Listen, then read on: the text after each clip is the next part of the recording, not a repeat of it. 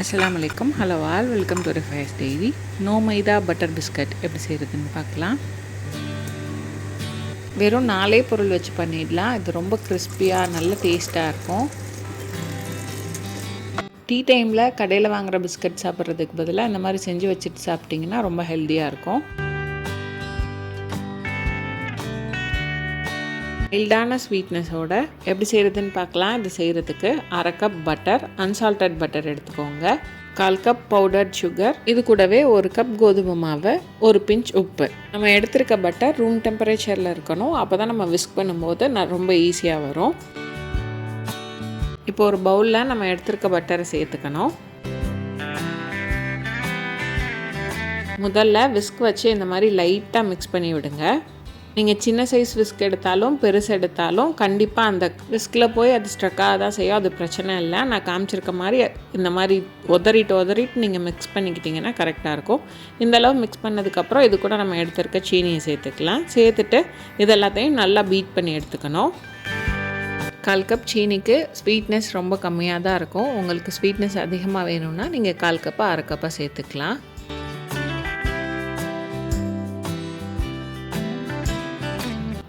இப்போ காமிச்சிருக்க மாதிரி நல்லா சாஃப்டாக கொஞ்சம் கலர் சேஞ்ச் ஆகி வரணும். நான் இப்போ அதை உதறி காட்டுறேன். இந்த மாதிரி ஸ்டிஃப் பீக்ஸாக நிற்கணும். அது வரைக்கும் நல்லா பீட் பண்ணி எடுத்துக்கோங்க. இப்போ இது கூடவே நம்ம எடுத்து வச்சுருக்க கோதுமை மாவு, 1 பிஞ்ச் உப்பு, இது எல்லாத்தையும் சேர்த்துட்டு நான் விஸ்க் வச்சு முதல்ல லைட்டாக மட்டும் கலந்து விட்டுக்கிறேன். அதுக்கப்புறம் நம்ம விஸ்க் வச்சு கலக்கணும்னு தேவையில்லை. கை வச்சே பிணைஞ்சு எடுத்துக்கலாம். இந்தளவு மிக்ஸ் ஆகி வந்ததுக்கப்புறம் மாவை நம்ம சப்பாத்தி மாவு பிணையிற மாதிரி நல்லா அழுத்தம் கொடுத்து பிணையக்கூடாது. லைட்டாக எல்லாம் ஒன்றா கலந்து வர மாதிரி நான் காமிச்சிருக்க மாதிரி பிணைஞ்சிக்கிட்டிங்கனாலே போதும்.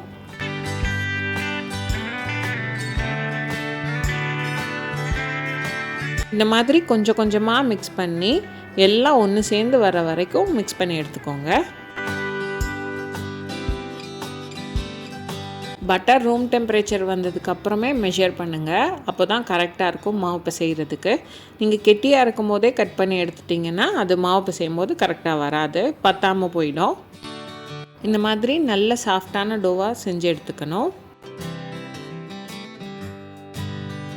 நம்ம இந்த மாதிரி ரெடி பண்ணி வச்சுருக்க மாவை நான் ஒரு கட்டிங் போர்டில் எடுத்துக்கிட்டேன்.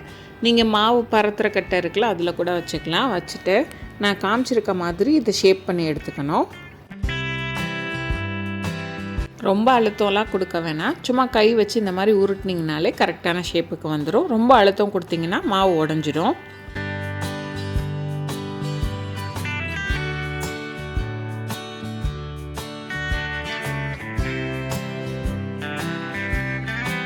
நான் காமிச்சிருக்க ஷேப்லேயே பண்ணணும்னு இல்லை. உங்களுக்கு எந்த ரவுண்டாக வேணும்னா ரவுண்டாக பண்ணிக்கலாம். அப்படி இல்லை ஸ்கொயராக வேணும்னா நீங்கள் ஸ்கொயராக பண்ணிக்கலாம். உங்களுக்கு என்ன மாதிரி வேணுமோ அந்த மாதிரி பண்ணி எடுத்துக்கோங்க.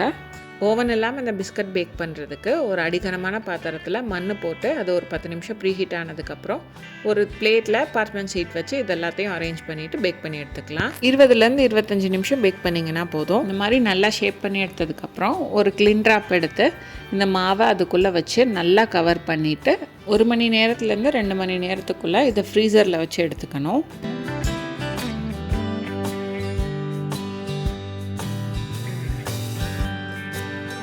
நம்ம ஃப்ரீஸ் பண்ணிட்டோன்னா இந்த மாவை நம்ம கட் பண்ணிவிட்டு இதை பேக் பண்ணி எடுக்கிறதுக்கு கரெக்டாக இருக்கும்.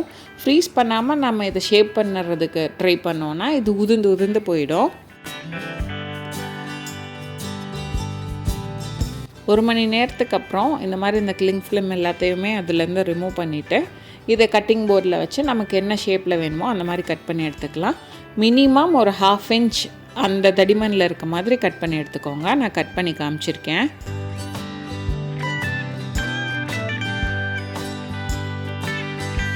½ இன்ச் தடிமனில் வெட்டினா தான் நமக்கு பிஸ்கட் குக் ஆகி உள்ளே இருக்கிறத நம்ம உடைக்கும் போது நல்லா கிறிஸ்பியாக இருக்கும்.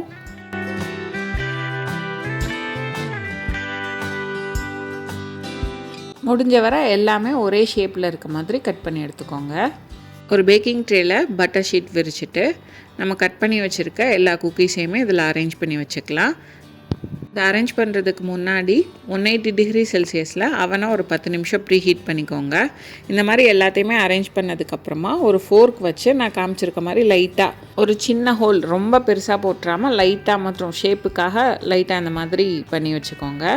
இதெல்லாம் செஞ்சு ரெடியானதுக்கப்புறம் 180 டிகிரி செல்சியஸில் 15லேருந்து 20 நிமிஷத்துக்குள்ளே பேக் பண்ணி எடுத்துக்கோங்க. எனக்கு கரெக்டாக 18 நிமிஷம் ஆச்சு. 15 நிமிஷத்தில் ஒரு தடவை செக் பண்ணிவிட்டு எடுத்திங்கனாலே பட்டர் பிஸ்கட் ரெடி.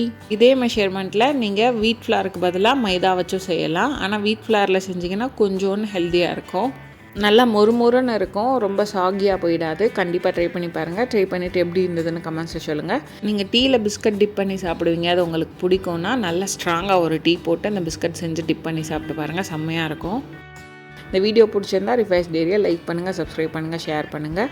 பக்கத்தில் இருக்க பெல் ஐக்கானை கிளிக் பண்ணி அதில் ஆல்ன்ற ஆப்ஷனை செலக்ட் பண்ணிக்கோங்க. அப்போ தான் வீடியோ போஸ்ட் பண்ணால் நோட்டிஃபிகேஷன் வரும்.